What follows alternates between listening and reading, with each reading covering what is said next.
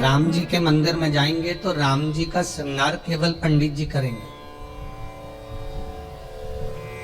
या राम मंदिर के जो पंडा होंगे वो करेंगे। देवी के मंदिर में जाओगे तो देवी जी का श्रृंगार पंडित जी करेंगे, या जो वहां पर मठाधीश पीठाधीश जो होंगे वो करेंगे।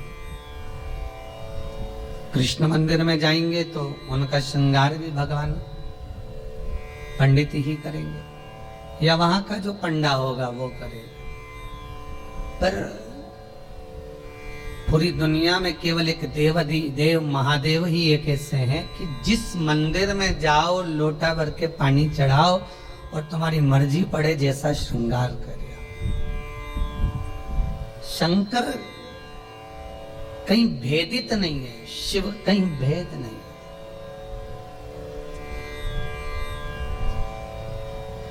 और बड़ी एकाग्रता, बड़ा चिंतन, बड़ा मनन शिव का।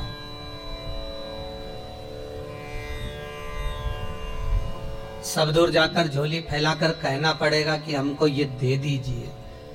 शंकर के पास जाकर झोली फैलाकर कहना नहीं पड़ेगा कि हमको दे दीजिए। केवल अगर आप शंकर के चरणारविंद तक पहुंचे हो या शिव महापुराण तक कभी भूल से भी आप पहुंच गए हो तो ये आप आने वाले नहीं हो, आपकी सामर्थ्यता नहीं है कि आप शंकर के करीब पहुंच जाएं, शिव महापुराण तक पहुंच जाएं। ये तो स्वयं शंकर को कोई करुणा करना होगी, शंकर को कोई दया करना होगी, कुछ कृपा करना होगा। इसलिए बाबा ने आपको बुला लिया, बाबा ने आपको दर्शन दे दिया। वो शिव कर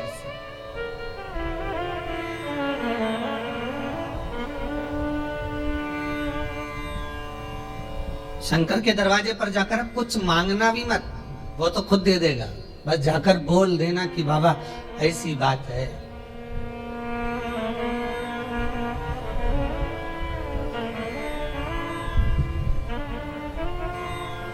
कल इंदौर से एक भैया आए थे, उन्होंने माइक लेकर बोला था, ध्यान होगा कि उन्होंने माइक लेकर उसको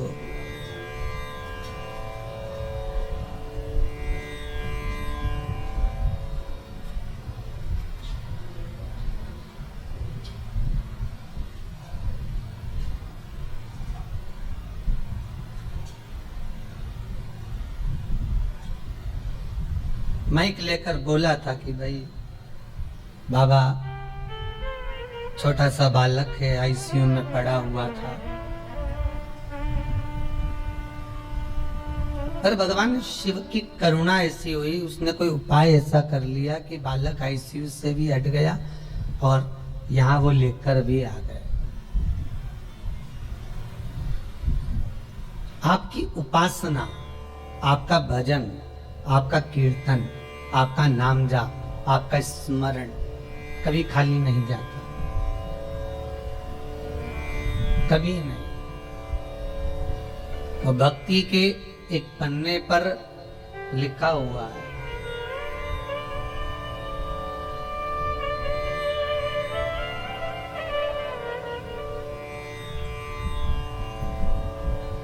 देवराज नामक का ब्राह्मण शिव महापुराण की कथा कहती है। 24,000 श्लोक इस शिव पुराण में है, 12 खंड हैं, 7 संहिता है।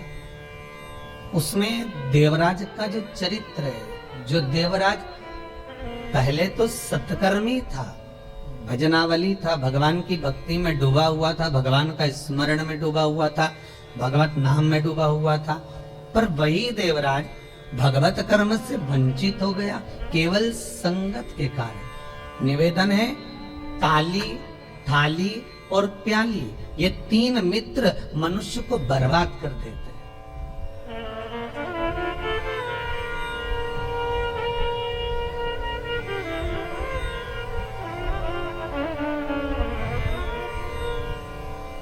एक प्रशंसा करने वालों से दूर रहना, बहुत जल्दी बर्बाद करेंगे ये हमारा।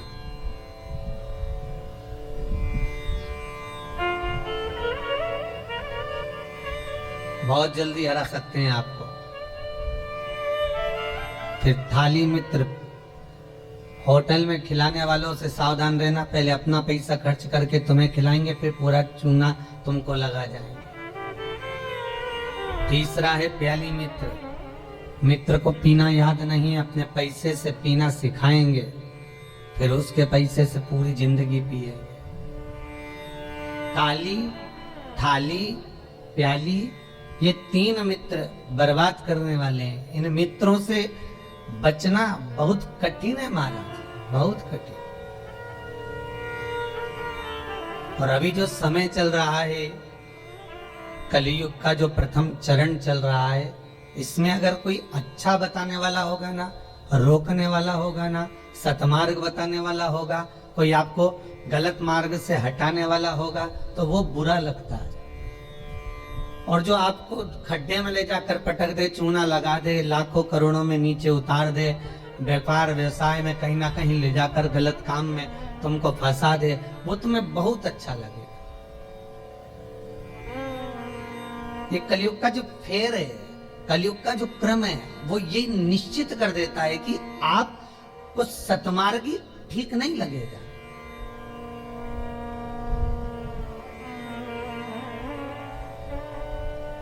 इस व्यासपीठ से कितने उपाय बताए जाते हैं, हर चीज का उपाय है और लोग कर भी रहे हैं और फायदा भी है, पर उस उपाय को कई लोग ऐसे हैं कि करते ही नहीं है। फिर किसी ज्योतिषाचार्य के पास पहुंचे, फिर किसी कहीं जाकर पूछ लिया, कहीं बाबा जोगी आ रहे होंगे उनके पास पहुंच गए, किसी का सिर घूम रहा होगा, माँ गेहूं दाना लेके पहुंच गए, कहीं नारियल लेके पहुंच गए, फिर उनसे जाकर पूछेंगे, बताओ माताजी, बताओ पिताजी, हमको ये हो गया, हमको वो हो गया, और माताजी पिताजी बस तुमसे धन लूट सकते हैं। बताएं क्या? जो शिव है नजदीक में, जो शंकर है करीब में, जो शिव विराजमान है तुम्हारे भीतर, स्वयं जिसकी आराधना राम कर रहे हैं, जिसकी आराधना कृष्ण कर रहे हैं, जिसकी आराधना देवी कर रही है, दत्त कर रहे हैं, और सारे मंडल, नवग्रह, 16 मातृका, पंचलोकपाल, जितने भी देव हैं, 33 कोटि देवता जिसकी आराधना कर रहे हैं, वो शंकर की आराधना करने में अपना क्या जाता है?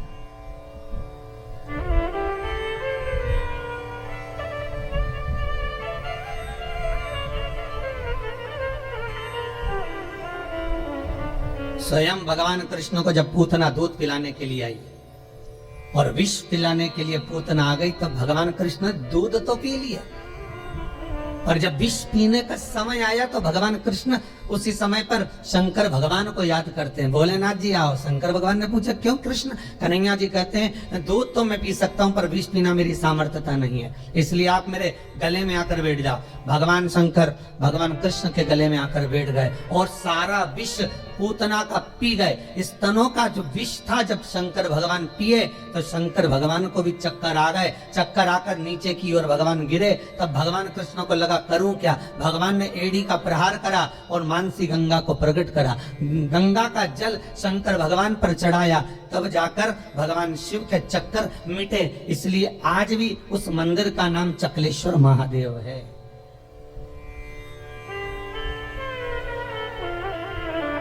गोवर्धन नाथ जी की परिक्रमा में पड़ता है चकलेश्वर महादेव। भगवान को स्वयं चक्कर आ गए। इतना विषैला विष, इतना प्रबल विष शिव धारण करे तो क्या? कृष्ण, राम, दत्त जितने भी हैं सब भगवान शंकर से ही ले सकते हैं, शिव से।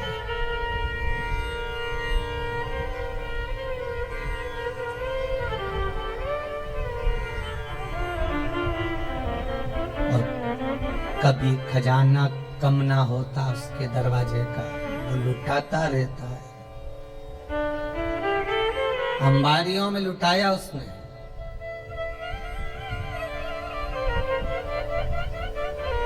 जब विदर्भ राज भीष्म की कन्या रुक्मणी ने भगवान कृष्ण को वर्ण किया, तब भगवान कृष्ण स्वयं ब्राह्मण से कहते हैं कि रुक्मणी जी से जाकर कह दो कि तू जगदम्बा के मंदिर पर पहुंच जा, मैं तुझे लेने के लिए पहुंच जाऊंगा।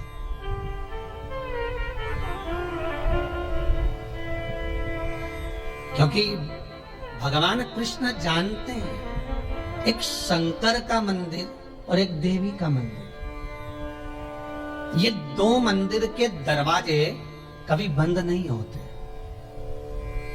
कभी बंद नहीं। देवी माँ है, माँ अगर रात को भी सो रही है और बच्चे की आहट सुनाई दे जाए तो माँ जाग जाती है। माता का दरबार, माता का मंदिर कभी बंद नहीं होता। हाँ, माता जी का श्रृंगार वगैरह थोड़ा बहुत करना हो तो भले थोड़ी देर बंद कर दे, पर माता का मंदिर बंद नहीं होता। कभी जाना वैष्णो देवी, रात भर दर्शन चलते हैं। कभी जाना देवास की टेकरी, रात भर दर्शन चलते हैं। कभी जाना मैयर, कभी बिजासन। तुम जितने देवी के मंदिर में जाओगे, चाहे मनसा जाओ, कामाख्या जाओ, चाहे चिंतपूर्णी, नयना, ज्वाला, सारे मंदिरों में रात भर दर्शन होते हैं। क्यों? क्योंकि माँ अपने बच्चों को जागता हुआ देखती है तो माँ सो नहीं सकती। एक जगदम्बा और एक शंकर। शंकर का मंदिर भी कभी बंद, हाँ ये चोरों से बचाने के लिए भले मंदिर में ताला लगा दिया जाए, पर शिव का मंदिर भी बंद नहीं होता। तो शंकर का मंदिर क्यों नहीं बंद होता? तो शंकर भगवान की कथा कहती है क्योंकि शंकर शमशान में निवास करते हैं। शमशान का गेट काहे को बंद करेंगे? माँ कौन आ रहा है? माँ तो कभी भी आ सकती।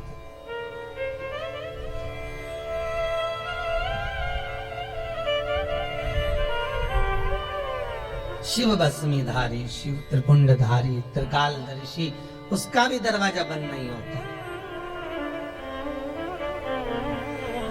कोई शंकर से पूछे कि तुम कितनी बजे सोते हो? भगवान शंकर से कोई पूछ ले या माता रानी जगदम्बा भवानी से कोई पूछ ले, तुम सोते कब हो? चलो वो भी जाने तो तुम घर की माँ से पूछ लेना, माँ तो कितनी बजे सोती है? जरा सी बच्चे की आहट आई जग जाए। भले बच्चा छोटा है तब की भी बात जान दो। बच्चा अगर बड़ा भी हो गया ना, कॉलेज भी पढ़ रहा है, खूब अच्छी नौकरी वोकरी भी करने की तैयारी कर रहा हो या नौकरी कर भी रहा हो ना, तो भी माता का हृदय माता का होता है। अगर बच्चे की जरा सी रात्रि को पढ़ने बैठा हुआ है, बैठा भले बड़ा बच्चा है और रात को अगर पढ़ाई कर रहा है, कितनी बजे बेटा पढ़ने बैठा और कितनी बजे तक पढ़ा, माता को बेटे को बताने की जरूरत नहीं होती। बेटा बताए ना माँ को तो भी माँ जान जाती है कि रात को तो 4 बजे तक पढ़ रहा था, ले मैं चाय बना कर ला देती। ये माता की आहट है, ये माता की वात्सल्यता, ये माता की करुणा है।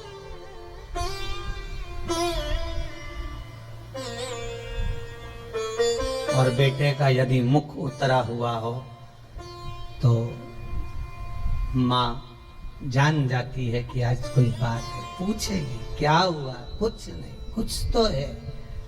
अगर बच्चा उस दिन नहीं बताएगा तो 2 दिन बाद मालूम पड़ जाएगा, पर माता को मालूम पड़ेगा। मेरी माँ जगतजननी जगदम्बा दुर्गा भवानी से कोई पूछे कि तुम सोती कब हो?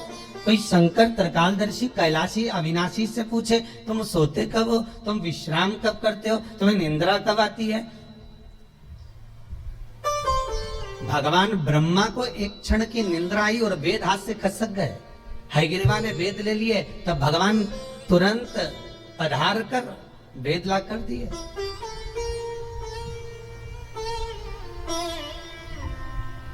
भगवान विष्णु 4 महीने के लिए सोते हैं। देव सोनी एकादशी पे सो गए, अब देव उठनी आएगी ना कार्तिक में, तब बढ़िया चकाचक उठेंगे। दत्त भगवान भी सोते हैं। सारे 33 कोटि देवताओं के सोने का श्रृंखला लिखी हुई है कि कौन देवता कहाँ कितने समय के लिए विश्राम करता है, कितने समय के लिए आराम करता है, कितने समय के लिए कौन सा देवता कब निंद्रा ग्रहण करते हैं। ये सब कुछ शास्त्रों में लिखा हुआ है। पर एक देव अधिदेव महादेव के लिए कहीं नहीं लिखा कि शंकर भगवान कितनी घड़ी, कितने पल, कितने क्षण सोते हो। एक शिव के लिए और एक जगत जननी जगदम्बा अम्बा माता पार्वती के लिए कहीं नहीं लिखा कि ये सोते हो। गणेश जी का भी विश्राम लिखा है कि गणेश जी भी विश्राम करते हैं। कार्तिकेय का विश्राम लिखा है, कार्तिकेय विश्राम करते हैं। शंकर भगवान की कन्याएं जया, विषहरा, शामरीवारी, दोतली, देव, इनका भी लिखा है,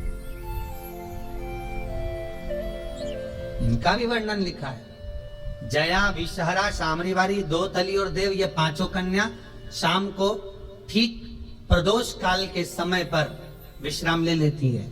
इसलिए प्रदोष काल के समय, जैसे सूर्य अस्त होने का जब समय आने लगता है, प्रदोष काल जब आने लगता है, तब शंकर जी के ऊपर जो जलाधारी लगी रहती है, जिसमें से बूंद बूंद पानी गिरता है, वो जलाधारी को हटा दिया जाता है।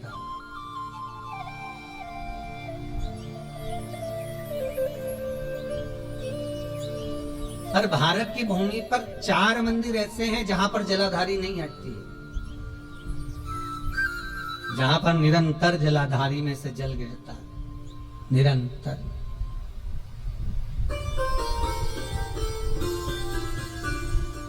प्रदोष काल के समय जया, विषहरा, शामरीवारी, दोतली जो शंकर भगवान की कन्या है, ये भी विश्राम कर लेती है। अशोक सुंदरी, शिव की पुत्री, ये भी विश्राम कर लेती है। पर अगर विश्राम नहीं करते तो शिव, किसी ने पूछा सारी दुनिया आराम करती है, आप विश्राम करते हो, क्या मतलब है ये? शंकर भगवान कहते हैं मेरे कंठ पर भरा है विष, दिन भर लेता हूं राम का नाम, दोनों को मिला दो तो हो गया विश्राम। शिव विश्राम भी कर रहे हैं तो वो वाला विश्राम नहीं कि कहीं पलंग पर, कहीं सैया पर, कहीं जाकर सो गए, आराम कर लिया या तकिया लगाकर सो गए। भगवान राम का दर्शन करोगे तो सोते हुए दर्शन मिल जाएगा, कृष्ण का करोगे तो सो रहे हैं, रुक्मणी जी चरण दबारी, श्री जी बाबा का करोगे तो ठाकुर जी सो रहे हैं, श्रीमद वल्लभाचार्य जी चादर उड़ा रहे हैं। सारे देवताओं का दर्शन करोगे आपको तो मिल जाएगा, पर शंकर का सोता हुआ फोटो कहीं मिल जाए आपको कि वो विश्राम कर रहे हो, कोई उनके चरण दबा रहा हो या कोई उनका चरण डोला रहा हो, तो वो बहुत कठिन।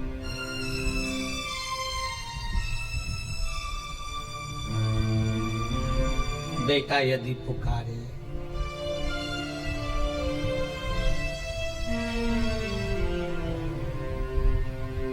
एक वो पहले एक भजन चलता था, वो बेटा जो पुकारे माँ को आना चाहिए, ऐसा कुछ था उसमें। बेटा जो बुलाए माँ को आना चाहिए।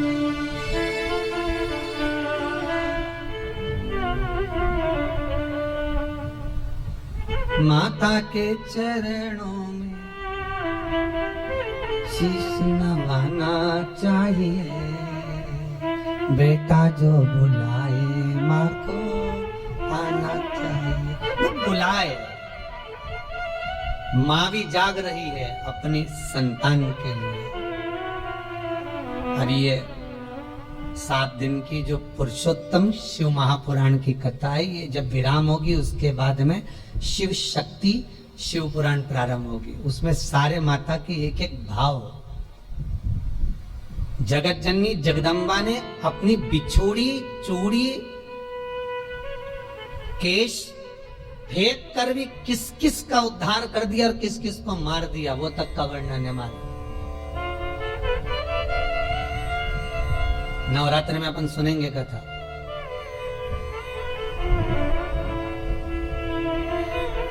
विश्रामता नहीं है भगवान।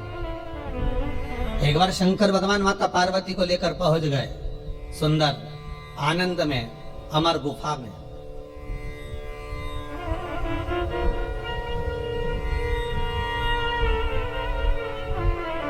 जिस अमर गुफा में शंकर पार्वती जी को अमर कथा सुना है, केवल पार्वती को नहीं, केवल माता पार्वती को अमर कथा नहीं सुनाई है भगवान शंकर ने अमर गुफा में। भगवान के साथ में पार्वती के जितने अवतार हुए, कमला बनी, तारा बनी, धूमा बनी, बगला बनी, मातंगी बनी, मनसा बनी, नैना बनी, चिंतपूर्णी, ब्रह्मचारिणी, कुष्मांडा, कल्याणी, जितने भगवान के अवतार हुए। शंकर जी की शादी कितने बार हुई है? 51 बार। और ये पार्वती के साथ में 52वें नंबर की शादी है।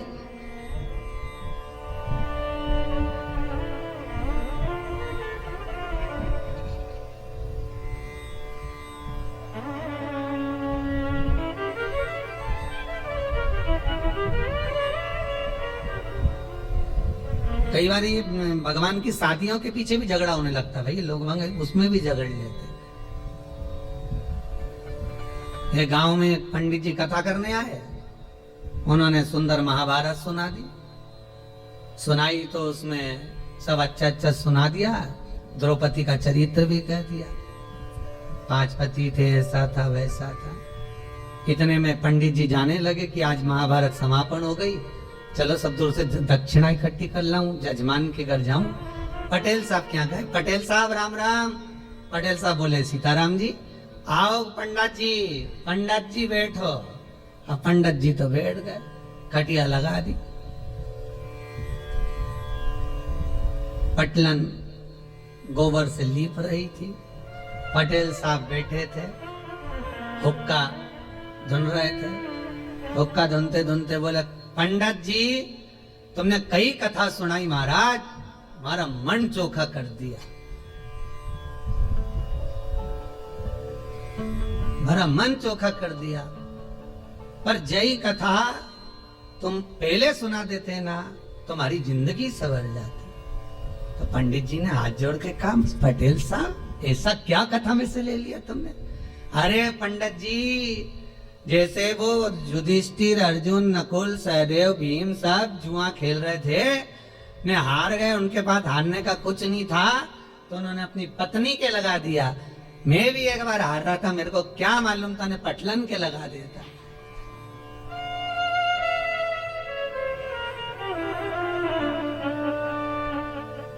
अब तो पटलन गोबर लीपती लीपती उठ के खड़ी हुई, इतना सारा घूंघट करके बोली, पंडित जी सही में इतनी चोखी कथा सुनाई तुमने पंडित जी, जिसका वर्णन नहीं है, पर जय कथा तुम पहले कह देते नहीं, तुम्हारी जिंदगी सवर जाती। द्रौपदी के 5 पति जैसी मैं भी करके लिया था। अब तो पंडित जी ने तो झोला बिस्तर सब बंद करके जाने लगे, दक्षिणा जाए चूल्हा, अपन तो चलो, यह तो दंगा महाभारत चालू हो गया। तो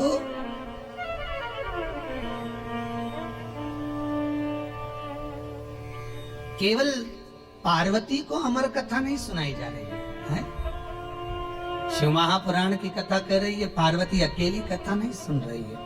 पहले जितने भगवान शंकर के साथ में पार्वती के अवतार हुए हैं, जन्म हुए हैं, हर जन्म में पार्वती शिव के साथ अमर गुफा में कथा श्रवण करने के लिए गई। हर अवतार में, चाहे उमा हो, महेश हो, हर अवतार।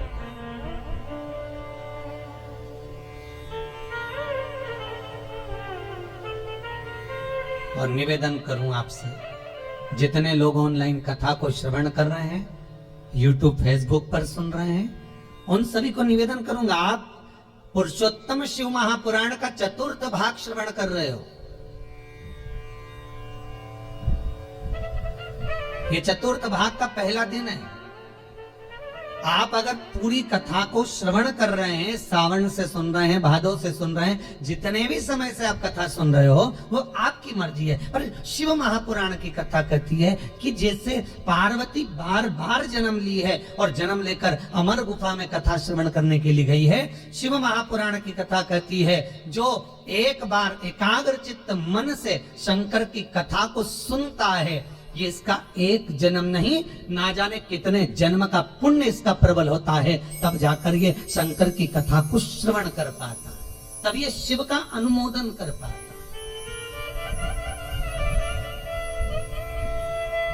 कितने जन्म, 84 लाख योनियों में 20 लाख योनि तो ये पेड़ पौधे की है। कभी गुलाब का पौधा, कभी गेंदा का फूल, कभी गोभी का पौधा, कभी कद्दू का, कभी लौकी का, कभी भिंडी का, कभी दूबा, कभी घास, कभी खाकरा, कभी आम, कभी आंवला। इसका भी क्रम समझ लेना। छोटे से छोटे नल्ली के पास में बने हुए कीट से लेकर आंवले का वृक्ष, बड़ का वृक्ष, पीपल का वृक्ष, जब तक पहुंचते हैं समझ लो कई योनियां तो हमने काट चुके हैं। ये आंवले का पौधा देखो, कहीं तुलसी का पौधा देखो, कहीं बड़ का पौधा देखो, तो समझ लेना इनकी 20 लाख योनियों में से कम 18 लाख योनि ये काट लिए, तब जाकर ये पीपल और बड़ और आंवला बने।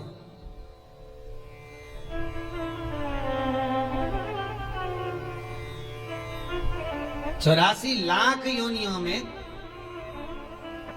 40 लाख योनियां तो यही निकल गई पेड़ पौधा में बची है। तो ये सब कीट पतंगा मच्छर कीट ये सब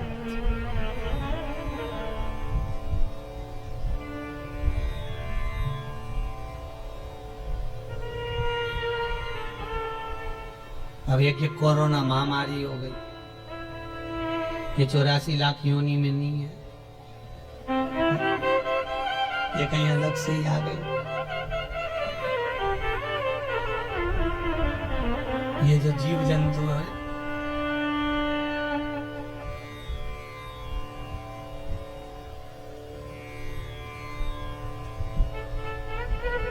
आज एक माता जी आई थी चौरसिया परिवार की, वो कह रही थी गुरुजी हमारी बहन मर गई पर हम जा ही नहीं सके। मैंने कहा अच्छा हुआ नहीं गई, नहीं तो तू भी चली जाती।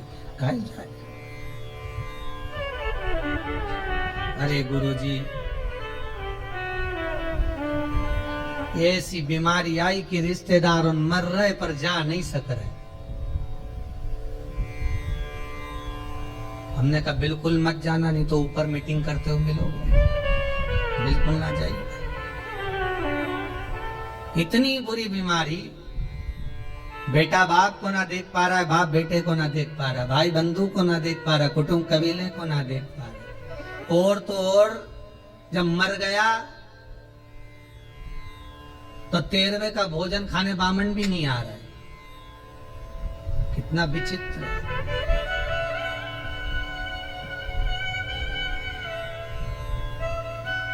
सोचा 12वें का भोजन करा दे, ब्राह्मणों को बुला लो, ब्राह्मणों ने पूछ ले भैया ये बताओ कैसे निपटा, तो क्या कोरोना, तो भैया रहने तू तो चल।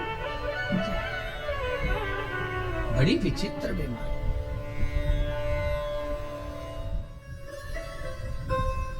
और मान लो बहुत ज्यादा दुख है, बहुत ज्यादा तकलीफ है, बहुत कष्ट है, तो फिर विष्णु पुराण का एक उपाय जरूर कर देखना। महाराज विष्णु पुराण में स्पष्ट कहा है कि कार्तिक का प्रथम दिन किसी नदी में स्नान कर कर, तालाब में स्नान कर कर, नदी तालाब नहीं हो तो घर में ही स्नान कर कर, घर के दोनों दरवाजे पर, घर के बाहर दोनों दरवाजे पर घी का दिया लगा दें, उसमें एक कमल गट्टा, किराने की दुकान पे मिलता है काला कलर का कमल गट्टा, एक एक डाल दें नाम और गोत्र बोलकर, और शाम के समय पर एक दिया घर की देहली पर प्रतिदिन कार्तिक के महीने में लगा दें। महाराज विष्णु पुराण का उपाय है। अगर ज्यादा तकलीफ है, बहुत कष्ट है, बहुत ज्यादा कष्ट के व्यापार चल ही नहीं रहा, कर्जे में लतालूम हो गए, यहां तक गति हो गई कि मरने तक की सोच लिया, तो वो कार्तिक के महीने में कर लिया। उसका प्रयोग अवश्य करें, सुख समृद्धि के, लक्ष्मी वैभव के।